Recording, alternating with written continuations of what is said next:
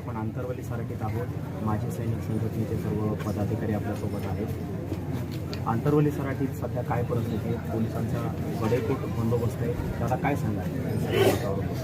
जय जिजाऊ, जय शिवराय।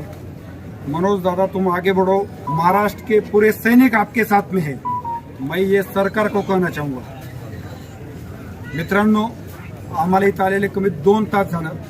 सगळ्यात पहिलं, आजपर्यंत मी इथं शेकडो वेळेस इथं आलेलो आंतरवलीमध्ये, पण हा मेन रस्ता ब्रिज पसेक आजपर्यंत कधी बंद झालेला नाहीये।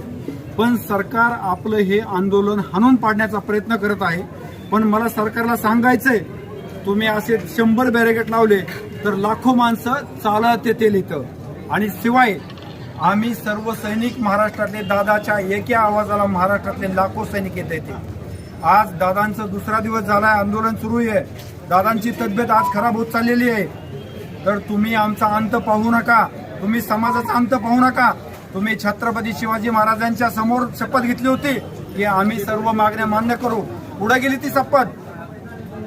सांगा तुम्ही पूर्ण महाराष्ट्राला। साहेब, सीएम साहेब, आम्ही तुमचा आदर करतो। तुम्हाला महाराष्ट्रातल्या जनतेने तिथं महाराष्ट्राच्या सर्व जनतेच्या हितासाठी पाठवलंय, ना की तुम्हाला मौजमस्ती करायला तिथं पाठवलंय। तुम्ही जर मागण्या मान्य केल्या नाहीत आणि जर काही औचित प्रकार महाराष्ट्रात घडला तर पूर्ण महाराष्ट्रातले सैनिक, शेतकरी आणि सर्व समाज रस्त्यावर उतरण। त्यावेळेस तुम्हाला हे परवडणार नाहीये।